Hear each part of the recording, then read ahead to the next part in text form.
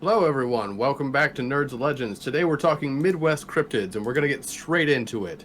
Our first cryptid today, I believe, comes to us from Ben. Is Yeah. that correct? Yes. Yes. And just another thing, we just decided to do cryptids this thing because we were talking about cryptids and we wanted to see how the reception was. So we decided to start with we know there's And so we love many. them. Don't. We love them, and it's kind of a nerdy topic. And we just decided to start with a set of Midwestern cryptids because that's where we're from. So figured it was a good place to start. So yeah, the first one is maybe one of the most famous. Up is we have the Beast of Bray Road, which I don't know if you guys are familiar at all with the Beast of Bray Road, but I'm going to tell you about it now. He's also known as the Wisconsin Werewolf. He's Love it. centered on a area in Elkhorn, Wisconsin. He's kind of become like a part of subject of a bunch of books, a bunch of documentaries, and he was even the antagonist in a 2005 horror film. He was basically named because there's this farm road out by Elkhorn, and where he was originally sighted. He basically started showing up in the 80s and 90s in a newspaper, and it was initially assigned to a reporter who was initially very skeptical of it, but eventually was convinced by the very much sincerity of the witnesses. And then she eventually wrote a book about it. So who knows? It's described as you can see him sort of an artist's rendition of the creature on our screen now. He's often described as being a large 6 to 7 foot tall humanoid body covered in fur, and the head is usually said to resemble either a wolf or a bear. They've seen him walk as either a quadruped or a biped, and some claim it is more like a traditional werewolf or Bigfoot. The first sighting was in it was in the 30s, but then it popped up a bunch more in the 80s. A bunch of witnesses even said that he left scratch marks on their doors and trunks of vehicles. One said she hit something while crossing Bray Road, and then when she went to go look, a large wolf-like creature chased her back to her car and left claws in her rear passenger door. Surprisingly, there's also even been some daylight sightings of a large wolf-like creature running on all fours through cornfields. One even chasing a deer, hence why there's a deer in the picture. Another weird thing centered around Bray Road is that there's been a number of recorded animal mutilations in that area with deer and livestock and partially eaten organs, stuff like that. Anyways, that's kind of the most recent sighting was in July of 2020. Oh shit. So When alleged witnesses observed a large hair-covered creature in Walworth County, which is where Ellsworth is. Wait, Walworth, isn't that just over the border? Yeah, it's not far from here. That's like right around Lake Geneva. Mm-hmm. It's like 20 minutes from where I grew up. That's even cooler. I had no idea about that. Maybe we go hunting for one day and we'll stream it. Dude, I would be so down to go. Like, I would be so down to go. All right, future episode. Oh my god, dude, I do that. Well, also, that's in Gurney, where Dungeons and Dragons was originally developed, was in Lake Geneva, Wisconsin. And that's all in Walworth County, or Wadsworth. I don't remember which one, but I will go there in a heartbeat. Sorry, not to derail your road story. Trip sometime this summer, maybe. Before I go into theories and investigations, is there any other comments you or Bryan have regarding this monster? What are your theories? Well, I mean, it's interesting because there are a lot of sightings tied to this creature, especially like recently, sort of thing. Yeah. Whereas like with some of the other creatures that we researched for this episode, there's really not that much in terms of like actual, like sightings and stuff like that. So except for like Mothman moving to Chicago from West Virginia. Right. But what I'm saying is that when it comes to when it comes to some of these monsters, it's interesting that people keep seeing this particular one as opposed to, say, for example, like the Loveland Frog.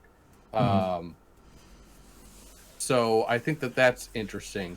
I also think that, and this might start getting to some of your theories or whatnot, but I mean, this area, right at the northern edge of Illinois and Wisconsin and whatnot, is riddled with all sorts of like forests and various creatures. Like, I mean, we have like a whole menagerie just outside my house, and I live in a big city, so I mean, like, yeah, you caught a bunch of them. Yeah, I mean, yeah. No, those were groundhog. All of them werewolves. All the werewolves. Yeah. Go ahead. Anything from you, Joel? No. Okay. So I'm of course pulling up some stuff so I can look along with you. One of my favorites. This is from the Wikipedia page, so of course it's foolproof. A number of misidentified animal-based theories have been proposed, including the creature is simply a gray wolf or a large dog, such as a great bearded. Yeah, it's a very specific dog that they're like, it's probably a Newfie. Come on. Okay, so you said there's a bunch of animal mutilations. I was raised with Newfoundlands. Like, I had them. The biggest, longest joke is they're just a living rug because they are such a low-energy dog that, like, if they have to catch something to eat it, they're just gonna look and slowly be like, "I guess I'll die." Yeah, they're sheepdogs, right? Yeah, no, they have nowhere near that kind of energy. They're what's called a working breed, and they're strong, but they're not very they're not like the border collie, which is another working breed that's all energy. These are pulling dogs. They're just straight muscle and power. Oh. So they're like sled dog type things? Or? No, not enough energy for that. These are like, what they were bred and they would take tow lines for ships given to the dog. And the lines are like this big around. The dogs would put them in their mouth and they pull the ship to dock. Or pull it close. Like they're very strong water dogs. Didn't know that. But the fact that they're going to mutilate anything, like, could you imagine? Like, Bingley derping up and being like, I'm going to kill something. No, it's not. Yeah. I think the other interesting thing about this was, which I think is a more likely theory, and I don't know if we were planning on going from the skeptic side or the whatever side, but I choose to believe it's real because I love it. Yes. I like the idea that there's a family of werewolves being like, what are you doing? Fucking up fibs. I hate them. Yeah. So my thought is, so this is gray wolf territory. It's occasional black wolf territory or black bear territory. And like you're also in a southern area where like wolves and bears are uncommon enough that it's like not on your radar, and a lot of people don't realize how freaking gigantic either of those things are. And like, sudden like view of headlights, you see some giant dog thing on the side of the road. Yeah, you're probably gonna think like, oh god, that was a man, Yeah. So bears, it says it can go on 4 and on 2 legs. Bears can do 4 and 2 legs. Yeah, that's why I like one of the theories is that it's just a bear with mange. Like just like a mangy bear that's just like not hairy, like so it's like skinny and like sick looking. So yeah. This is kind of like an interesting one. There's not a whole lot of stuff behind it. There's just been a lot of crazy sightings. But it's interesting because it's become this whole sort of like pop culture phenomena between like movies, documentaries, like TV shows, that sort of thing. It's this would be a fun story to both like investigate in person since it's close, but then also like to throw off to Bryan, who's possibly going to be running us through Delta Green. Like this might be a fun like horror thing to be like, hey, you had like your Rockford at Night vampire.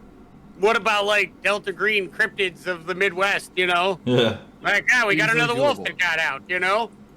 Yeah. Easily doable. I can 100% run that.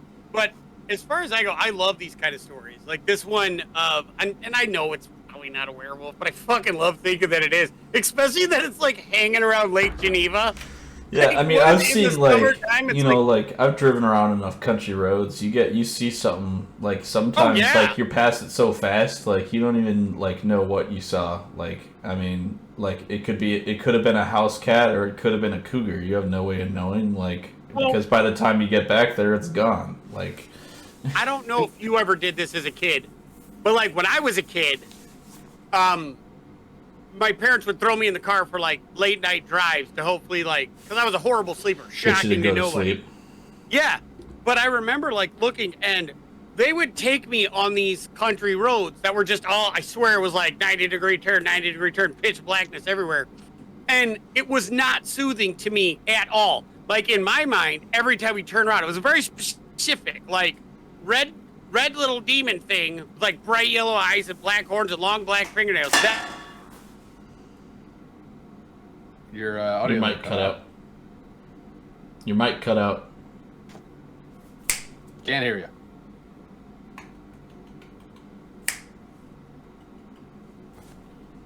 Oh, not at all now? What about now? Yeah, you cut out for some reason. You must have bumped your mic. Oh.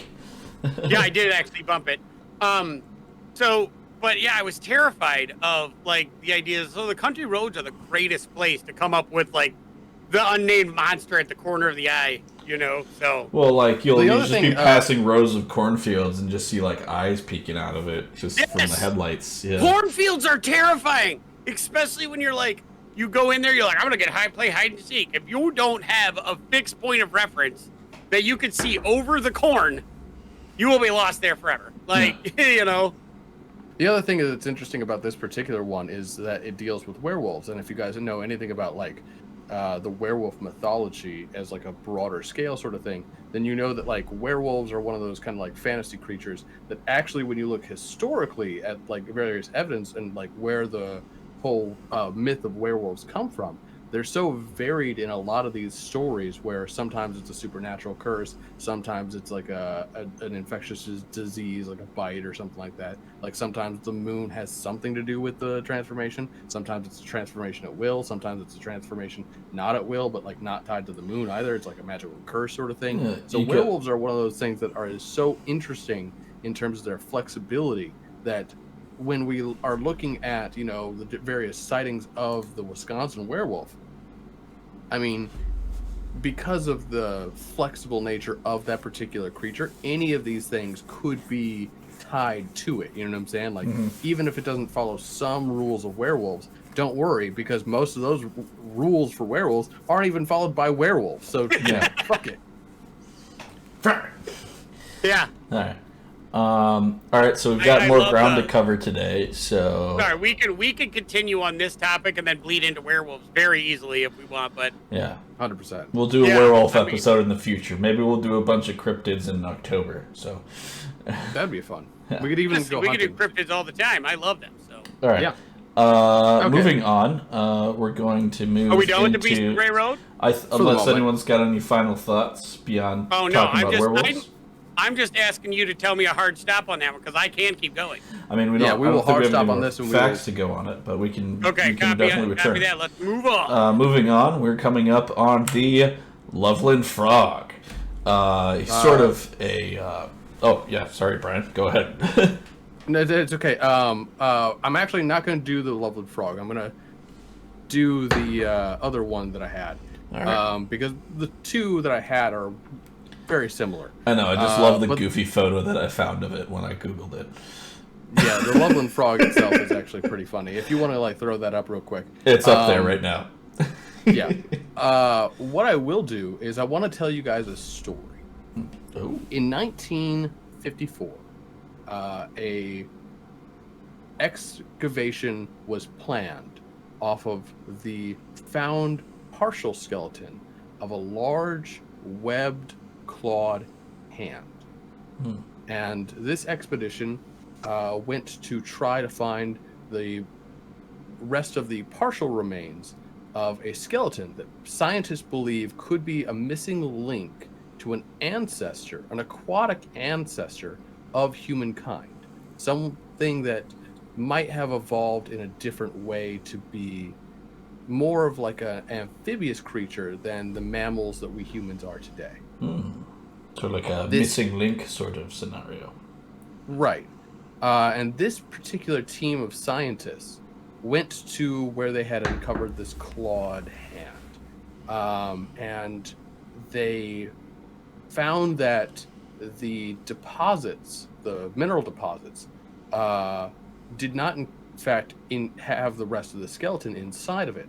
Instead, that a lot of the mineral deposits emptied out into a river that then they checked to see, like the carbon dating of like the rocks and whatnot. And they found that like it was in fact that a lot of the mineral deposits from where they had found the skeleton had found their way into this particular river to where it had emptied out. And that's when they saw this creature. What I just explained to you is the plot of the 1954 movie Creature of the Black Lagoon. Oh.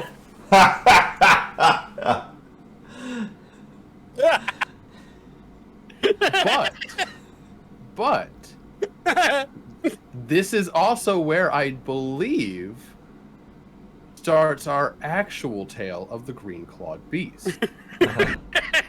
Like pretty much. Sorry, go ahead. Not just that was awesome. That you're just like, that is the plot of a movie.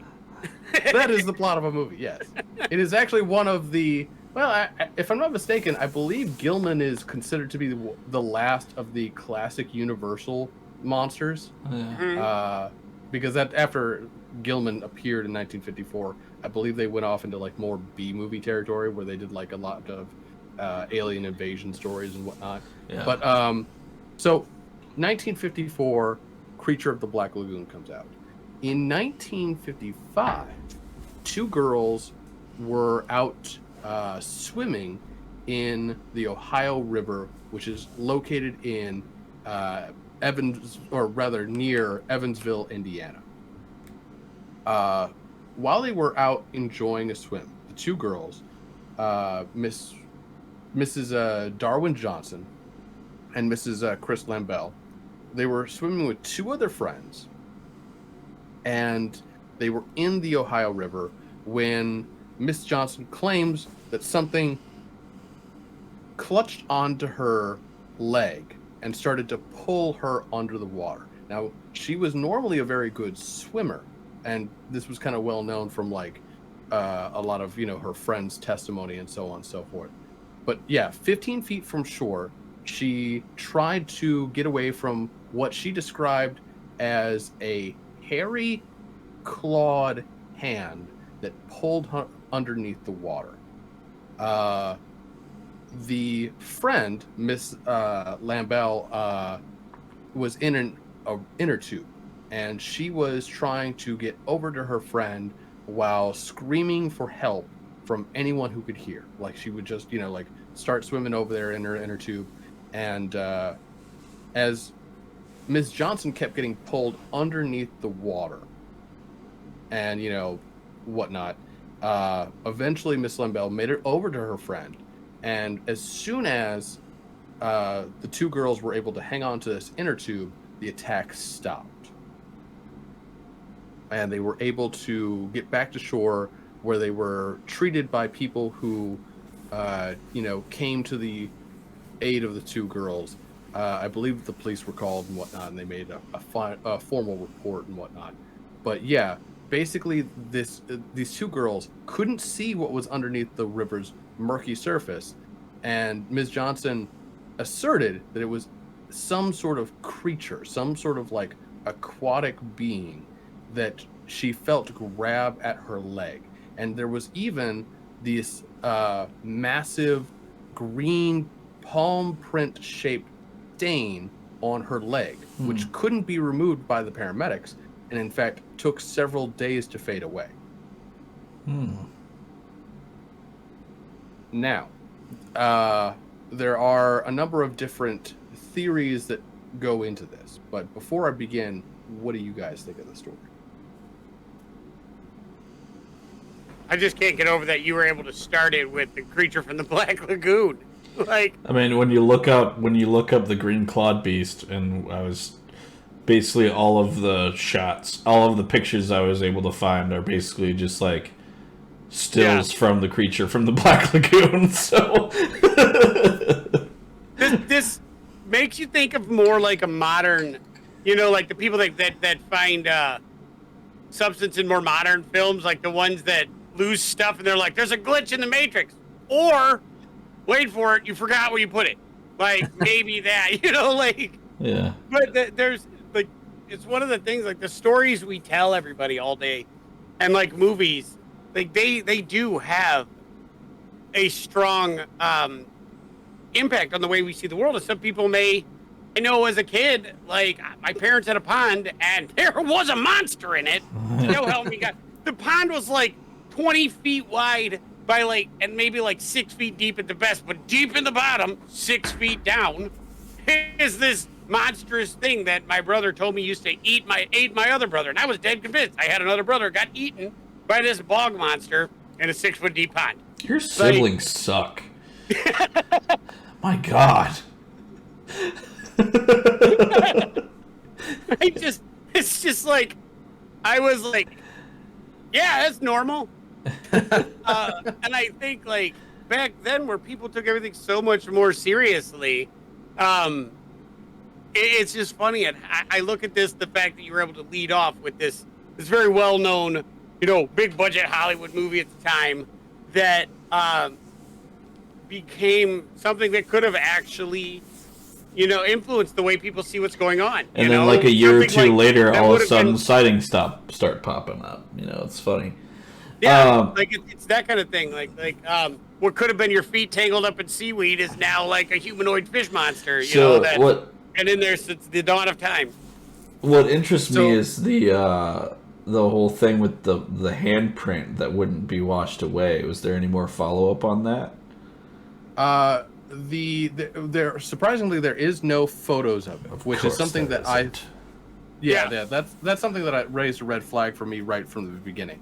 But the fact that they said that it was like palm shaped is something where it's like, well, if it's an actual like hand sort of thing, right? Then you don't say that that's like palm shaped. So you're like, looks like a hand, this kind of palm, like a palm tree. It's one of those things where it's like, no, that could have been like if you said that it was a claw mark, if you said that it was a handprint, then you would say a handprint. You wouldn't say a palm-shaped stain. You get what I'm saying? Yeah. Catfish. Well, that's also weird. Come on. Like when you think about it, like if you go with let's say you're grabbed by something, you're gonna leave digit marks, like whether it's a claw or it's fingertips or something. You're gonna leave more of a grip than just like, I don't know the last time I picked something up. Like I'm not gonna be like, oh, that's how I hold it. Just with one palm. That's weird. Like it doesn't work. Here's the thing that because unless he smacked her, unless it was like a hard smack with like a weird, like bent, He's just trying to get that booty. No, okay. He was like, look at all that ass, wham, and then he just backed out.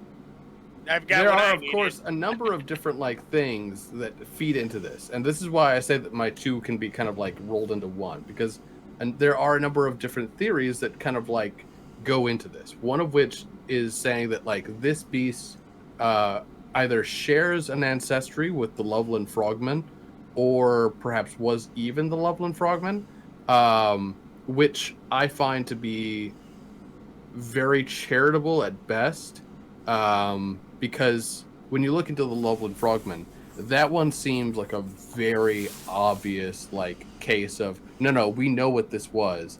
It was a big fucking iguana that like had its tail cut off. So that's really interesting to me, like that they would try to like link the two together in that way. Like I think that's an after the fact sort of thing, Is that the theory with the Loveland Frog? Is that it was like someone's iguana got loose and like with specifically what happened with the Loveland Frog monster was it's another monster from 1955 that people describe as a 3 to 4 foot tall like frog person that sometimes even is like carrying a wand that is like shooting sparks and whatnot, and it's like under a bridge and shit like that. So it's basically just like in my story of the Hopkinsville Goblin. There is a report of the same type of creature in 1955, sitting around, except they all wore cloaks and trench coats and were like shooting sparks off. So it was like just weird that you brought that up. That's a parallel in one of the stories I have too. Yeah, no, and that's why some people think that the Loveland Frog Monster is actually one of the Hopkinsville goblins. And what was the region that it was in? For the frog, Ohio. That was in Ohio. That's where this was in Ohio. But it was seen by one lady driving down the road, and she sees these things. Yeah, you have your part. I will be quiet. No. It's an exciting topic to be sure. I have a couple of different theories because there is the whole thing with like the Loveland Frog Monster. They also say that like it's possible that this is a Lake Thetis monster because there's a Thetis lake monster in Canada that also apparently their legend resembles what happened with the green clawed beast very closely. Okay. Then there's diminutive amphibious creature.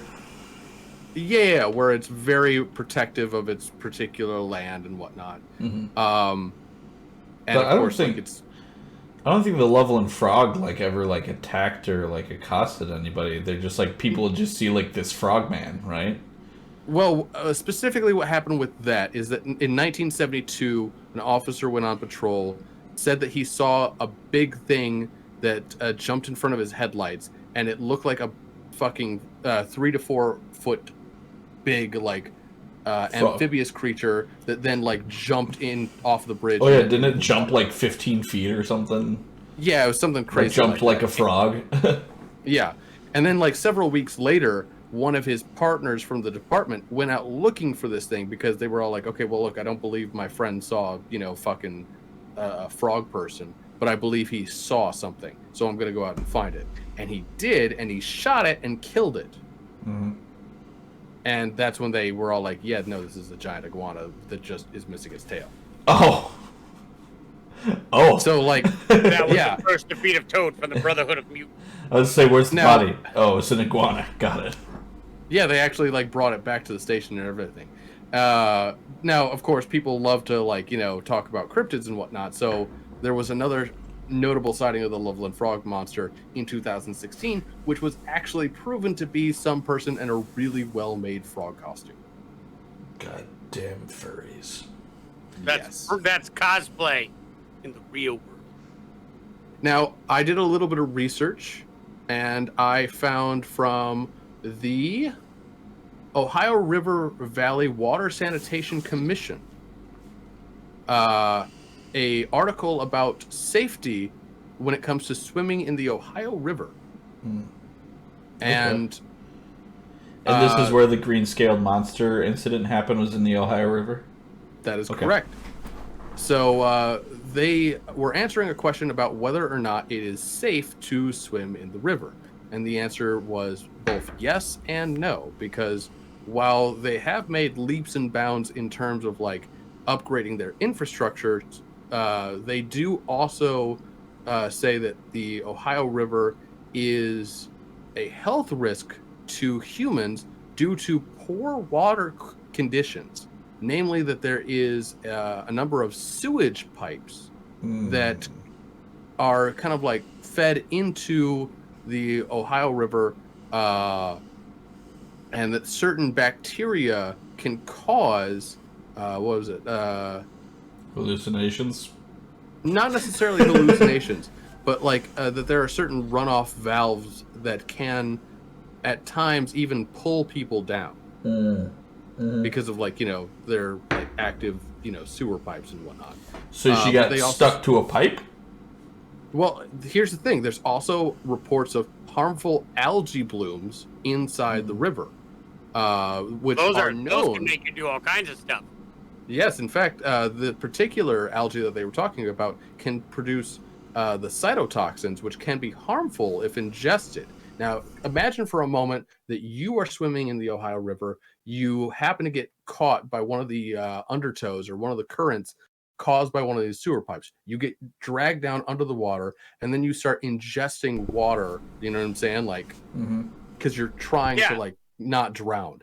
Is it then possible that you could have ingested some of this harmful algae with this cytotoxin? And immediately began hallucinating?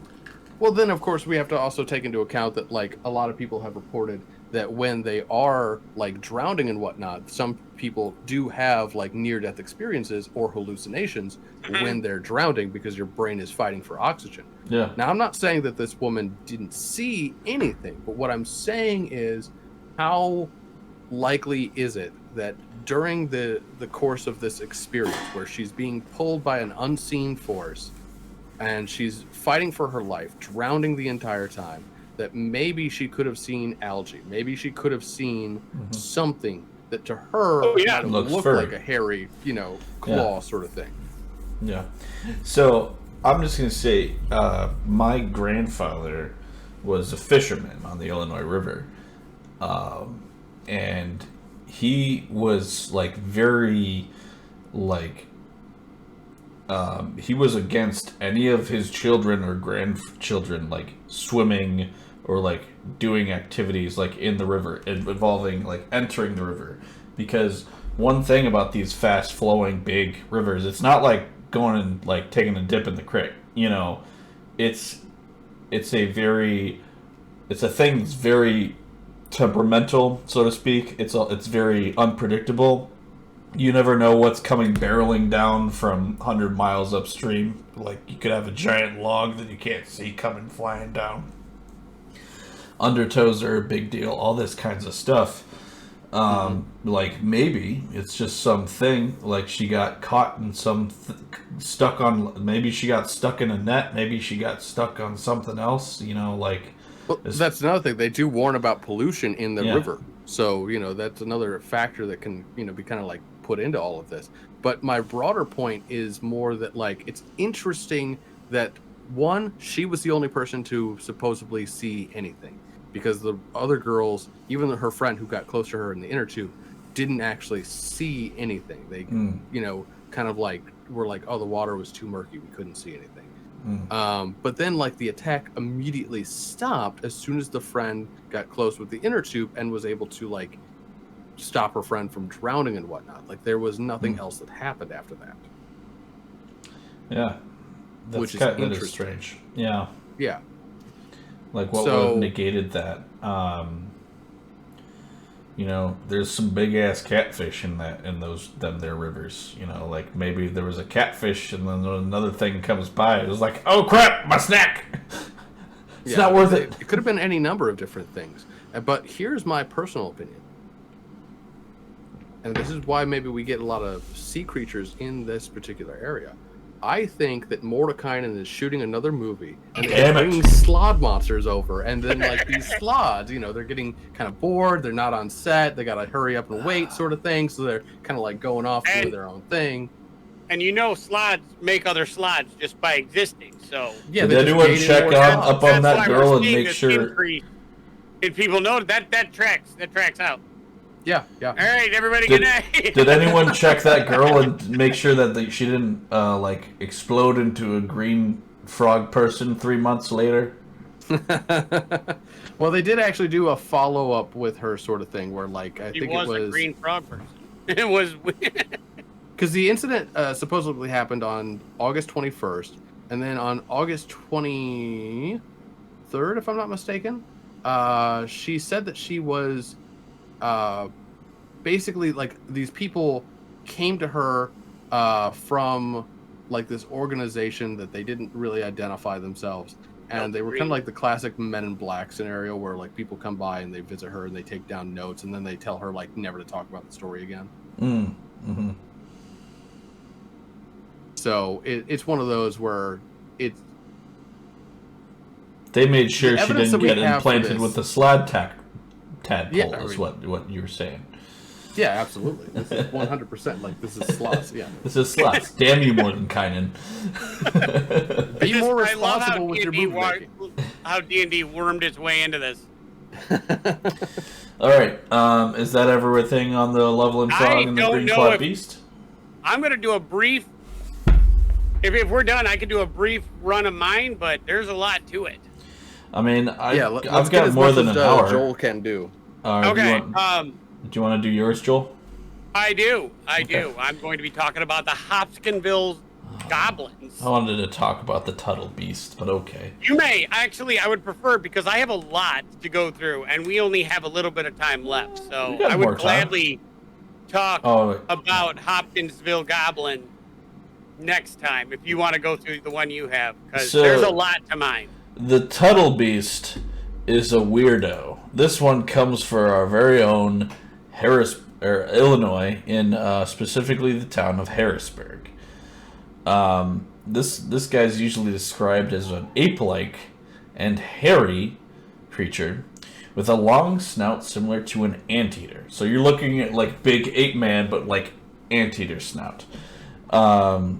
It's famous in Saline County.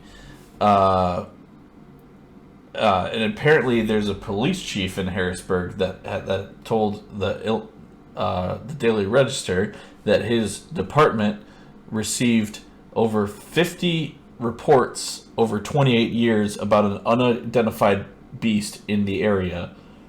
Some reporting a creature with 2 legs, some with 4. And most describe it as having a long anteater snout. Here's a quote directly from the Daily Register, which, and this is in 1963, by the way. Apologies if this is a little long. Saline County Sheriff James L. Thompson spent a busy night last night, starting about 11 p.m. and ending about 4:30 a.m. The sheriff said he ran across a youth at Tuttle Bottoms about 11 p.m., and the young man was armed with a rifle and told Thompson that there was a monster loose in the bottoms. He said it was 8 feet long, 4 feet high, and had a nose like an anteater. The young man put his rifle in his car and left, and later Thompson ran across about a dozen boys armed with shotguns and other weapons, all looking for the monster in the bottoms. Their sheriff soon dispersed the boys and sent them home. So, interestingly enough, there's a resident of Harrisburg that told the Register that she believes the creature is not a monster, but was an animal released by the federal government that has long since died. She said the creature was a hairy primate, stood on 2 legs, and was not scared of humans, and said that one couple reported the animal walked right up to them.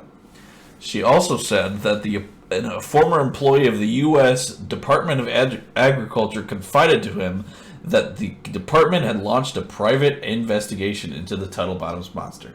Now, why is the Department of Agriculture researching this? I don't have any idea, but it seems kind of sketchy to me. The earliest reports date back to the 60s, who used the area as a local makeout spot, and by hunters who would make frantic calls to the police after seeing the creature. Interestingly enough, as a side note, it was rumored that some murders took place in the bottoms during this time. So this is one of those, there's like not a whole lot to it other than a local crazy person and a sheriff, like probably some boys kind of like got keyed up by like the local town crazy person. Where exactly is this? You said Harrisburg? Harrisburg, Illinois. That's literally all there is about this thing. I just like the idea that there's like a fucking 8 feet tall fucking anteater roaming around Illinois somewhere. I just want to find out. That was put there by the government that then promptly died? Yeah. It just popped out. It's like, I'm going to make your town interesting for a little bit. Nah, I'm fucking with you. Yeah, it's just like some random thing. Is in the 60s. Where's Harrisburg, Joel? That's what I'm looking it up right now. Yeah, this is, like I said, it was just like, this one's like a more like anecdotal, but like, it's just like so random. Like, you look up Tuttle Bottoms Monster, and like the only thing that shows up is a bunch of pictures of an anteater. Well, it's just funny when you think about like your town, like the state you live in. Like, nothing's exciting. in Illinois. It's not like you're like, oh my God, this is great. Yeah, we got Chicago and some other stuff, but like for the most part, it's 90% like other than Northern Illinois, it's just all farmland and disgruntled people. And so to sit there and think about where it is, I'm looking at it right now. I think Southern it's like Illinois. It looks very, very, very south. Yeah, it's just above like what? Yeah, it's Kentucky, I think. Yeah, it is. It's just above Kentucky. Like it looks like maybe within like 50 miles of the Kentucky-Illinois border. Yeah, and it's just like there's nothing to it. Like this Virgil Smith person says it's come up to the couple, but why, I don't know why the couple haven't come out themselves. There was basically like over the course of 30 years, there were like 50 reports about the thing. There's like one prominent report where like this dude, like the sheriff came across a bunch of like teenage kids on a fucking manhunt for the thing. Like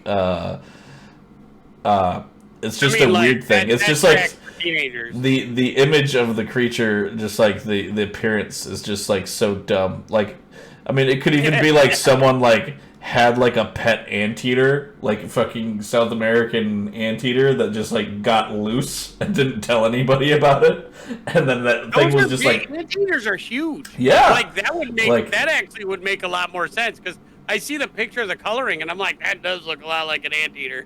Yeah, but anyone like that thinks it's like. Correct me if I'm wrong, guys. Aren't anteaters technically illegal in the state of Illinois? I have that. I will be honest. I have no idea. Those words strung together in that order is the first time I've ever had that thought. Well, no, because like I know that there are certain pets you can't have in Illinois. Like for example, armadillos. You can't have an armadillo in Illinois. Oh, really? Why is that? More so because of like particular leprosies and diseases that are associated with them, sort of thing. Yeah. So you need like special licensing. Gotcha. So it's like an exotic animal that. Right. So maybe somebody had an anteater, got tired of dealing with it, because I've heard that they're kind of can be aggressive. But yeah, like, so imagine this is where the law comes from. Like, imagine someone had an anteater that they couldn't deal with, and then they just like let it loose, and then like it basically dies in a sewer pipe. You know what I'm saying? It got used to like being around it, like, because it's like it's socialized to people, so it's gonna come up to them. It's not gonna be afraid of them. But like, some kid in the '60s doesn't necessarily even know what the hell an anteater is. They just know that there's this giant thing with a big ass snout on it. Give the exact like fucking textbook description of an anteater, and then like goes along their merry way. So there's just like basically Harrisburg, Illinois, had some guy who had an anteater, didn't tell anybody it got loose, and then it turned into a big fucking deal for like however long it took for the thing to die.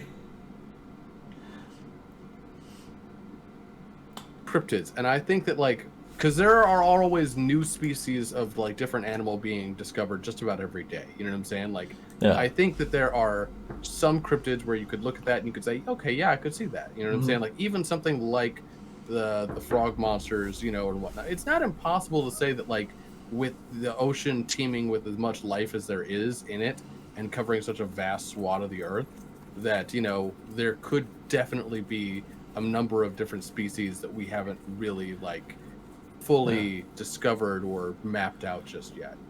And like there's a whole thing, you know, like especially with some of these where it's like in like the 50s and 60s and 70s or whatever, where it's like the whole like exotic pet market was like this booming industry.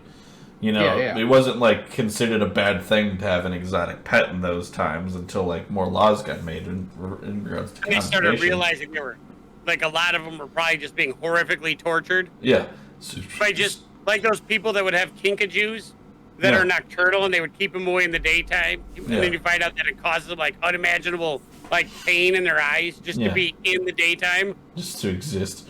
Like so you find out about like this stuff, and it's like maybe it's just like some crazy pet owner, you know, it's like random suburbs will just like, oh yeah, by the way, there's a lion on the loose because some idiot like let their liger out, decided that they not on purpose, but like a lion, they screwed up and let it out.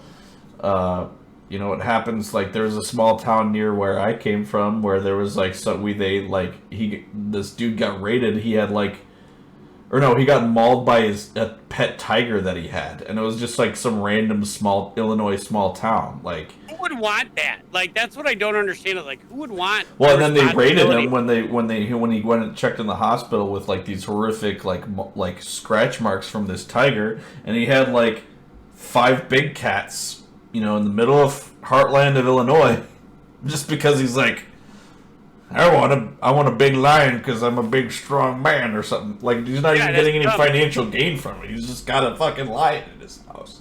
It's just Andrew. You know what I'm saying? Like Andrew's just collecting all the pets of like all the like fucking shit. Yeah.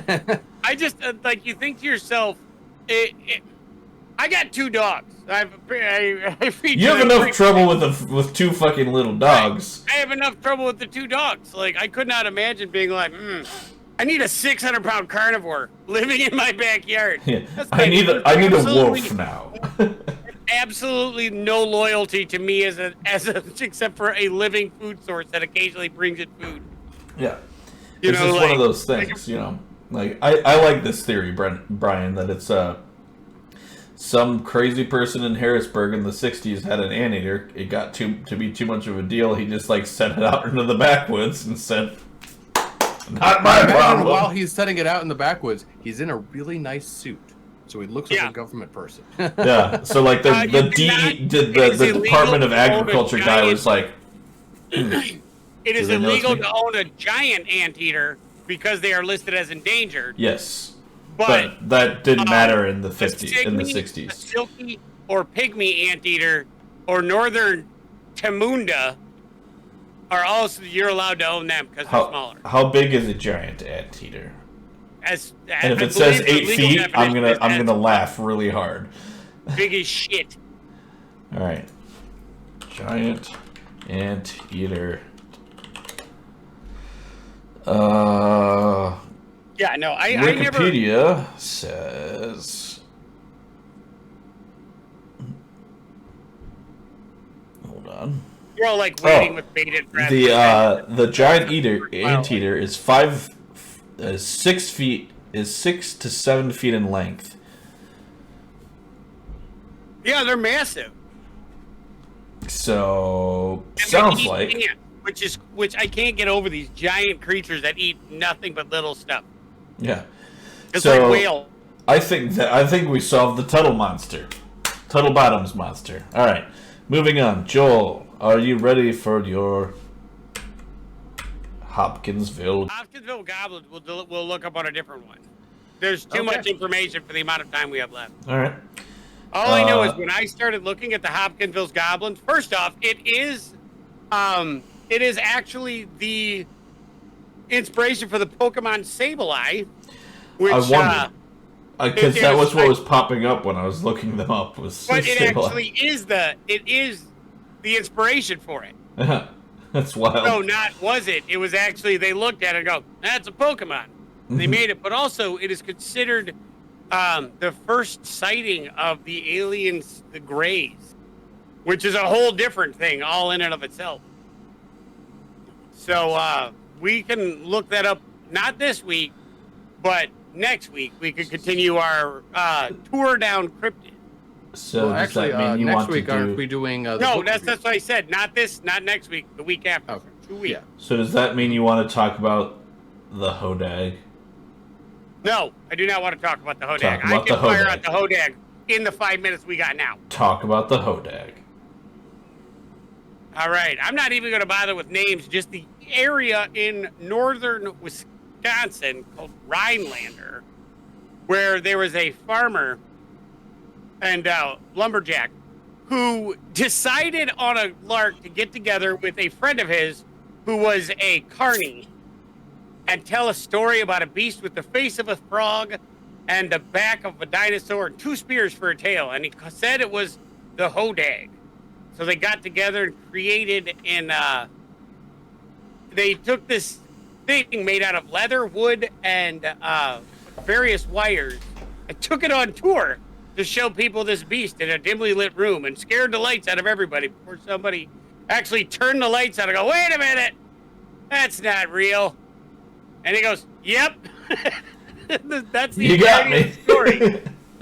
Yeah, but then the entire like town of Rhinelander I was looking at, they've got like statues of the thing everywhere, so stop bump your sounds off again. You bumped your microphone. Nope. You're still talking and you're not making noise. Oh, wait. Oh. There you go. Better? Yeah. Yeah, I'm pretty sure it's the port it was in. Yeah. So, anyways, they,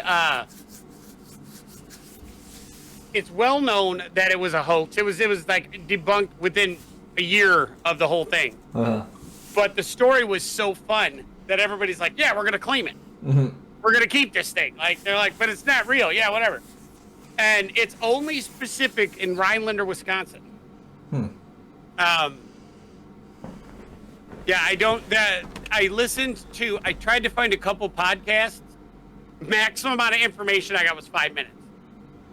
Damn. Like, I read stuff, and other than fan fiction of them creating, like it is in Fantastic Beasts and Where to Find Them and all these other things, like, it has... Yeah, Reddit was, like, showed up in some, like, literature and whatnot. But, like, there's a ton of stories about it, but the actual story and event of the Hodag is very, very short. Still fun. It was done by a person who is known to be a person who tells jokes and thinks it's funny. And it became just a local legend that people pass around. But everybody that knows it's a joke. You know, and now if you go up into Rhineland now, they'll be like, oh, I saw the Hodag, and then they'll lead you to a site that's got a statue of a Hodag. Like, it's not... It was actually, I was really hoping for a lot more when I dove into it. I was thinking it was going to be reversed. I honestly thought that the Hodag was going to have a ton of lore behind it, and that the Hopkinsville... You thought it was going to be some, like, Native American, like, oh my God, legend thing. Just because of the name. I was so excited. I thought it was, like, going to be such an in-depth story and, like, have these, like lore upon lore, like it came from like Europe and like they had all these thoughts and no, just some guy being like, I wonder if I can fuck with the guy that lives next to me. Yeah. I'm gonna tell him I found a Hodag, and they're like, right. Like it was such a short thing. It originated in 1893, Rhinelander, Wisconsin. Yep. Eugene Shepard is the name of the guy who originally claimed to do it, and then he built the creature and said when they went to look for the body, he was like, oh, I had dynamite and I blew it up. He just showed him this massive like tissue, and I was like, it's right there. And they're like, what does it eat? White bulldogs. That's it. Like, it's just the most ridiculous collection of things. But the story was such a thing that it had, like, in its time while blowing up and while people were seeing this like wire-based creature that, you know, like he's moving around and taking on tour for people to see in these local fairs and making a couple bucks off of. I remember, like, this is the height of like Freak Show, right? Like, this is the type where like weird stuff you capture, put on. It actually got debunked. I pulled up the notes I have on it. But when a group of scientists came from the Smithsonian, and essentially were like, "Hey, turn the lights out." We're like, "That's not a." Yep, that's bullshit. And it took no time for him to be like, "I just made it up out of boredom." But right. So I mean, like, it's a dead giveaway. Like this is what it says. Is the only definition of the creature. A photograph of the remains of the charred beast that he blew up with dynamite was released to the media. It was the, quote, fiercest, strangest, most frightening monster to ever set razor-sharp claws on the earth. It became extinct after its main food source, all white bulldogs, became scarce in the area. That's it. That's the only quoted definition of the hodag. I hate it. That I. So it's a creature that can only eat white bulldogs. Some disciple of Mordenkainen was all like, okay, look, I'm absolutely going to follow my mentor, and I'm going to, like, absolutely just... Yeah.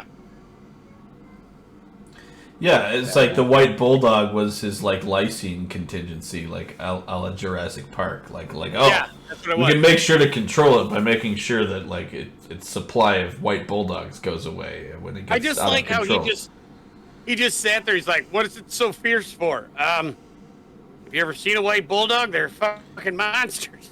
I think I also saw it described as an elephant bear dog or something like that. Oh, yeah, but when you look at it, it just looks like this fangy tooth thing. Yeah. It also is supposed to be a frog face thing, but all it is just this long, like, four-legged thing with white spikes on its back and, like, spiky teeth and horns all over its face. Yeah. With the horns on its face change depending on who's sculpting the creature. Yeah. It's fucking, it's weird. It was a lackluster legend. I was really hoping more for it, but then definitely made up with it for the Hopkinsville Goblin because there's so much more to that one. Do we want to go till 6:30 and we can finish up with the public monster? We have a time constraint. We will continue this in 2 weeks. Next week, of course, we're doing a Court of Mist and Fury, book 2 of the Court of Thorn and Roses series by Sarah J. Baz. This is going to be the angriest I've been yet, folks. Just you wait till we do the 3rd book. You're pretty excited I about am not doing the 3rd book unless coerced. All right. You heard it here, folks. Ben said, I will definitely do the 3rd book. Oh, the 4th book is really where he's going to, like, just... I swear. But anyway, yeah. Like, I'm about to pull the Gazkul Thraka trigger.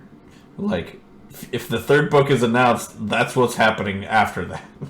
Just saying. Then the 4th book. So we have a next month planned. We're going to continue with Cryptids in 2 weeks, and then Akatar book 3, Cryptids again the week after, and Akatar book 4. All to make Ben happy. I could see one tear roll down Ben's cheek right now. Except my pick is next, so keep that in mind.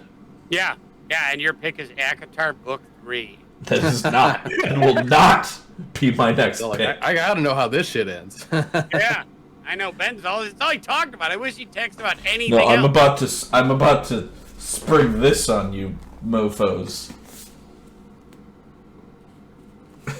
Okay. It's literally book 3.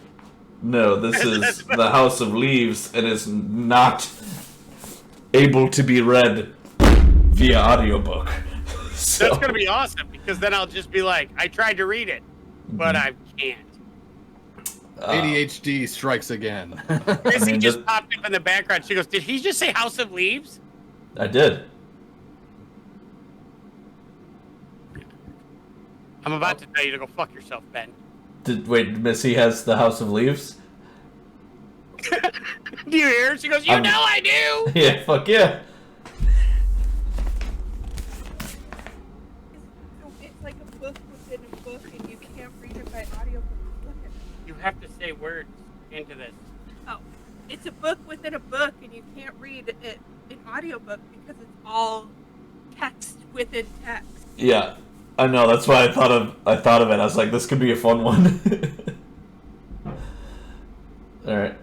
One time I tweeted that I was reading it on the train, and he liked it. And I was like, yes. I love author interaction. We'll talk about it. But yeah, so next we'll be back on Wednesday with our normal D&D stream, and then we will see you guys on Monday where we'll be doing the Court of Mist and Fury, and I will be getting very angry and miffed during that discussion. It's okay to say aroused. That's fine. Yeah, we're all adults on this podcast. God damn it, Joel. We're all adults here. We do not. We have the E on our content. I'll kill you. And we've got our daily death threat from Ben. Yeah. You guys have a good night. We'll see you on Wednesday. Yeah, and I believe we forgot one thing, and that is don't forget to visit Tabletop Loot for all your dice and gaming needs using the code NOL15 for 15% off. And don't forget to take a trip down our YouTube channel to check out all of our videos up to now, including our long-standing D&D campaign, as well as all of our other episodes on various other media, including books, movies, so on and so forth. So yeah, don't forget that we're also on podcast form. Joel, tell them where they can find us. We are available on Google and Apple Podcasts, Spotify, Anchor, iHeartRadio, and I believe Amazon and Audible, which is really exciting for me to be able to look at Audible and find our stuff. I'm just saying, I do that quite frequently because it kind of like geeks me out. I think it's great. And I will say we are on all the social medias as Nerds of Legend, and then we also now have a Discord. I'm not sure how to share that with people. Brian, maybe you could. Well, right now we're keeping it private for the moment while we flush it out. But like as soon as the Discord is all set and ready to go, we will have a link for you guys shortly. Sounds good. As always, thank you, and we'll see you on Wednesday. All right. Thanks, everybody. Good night.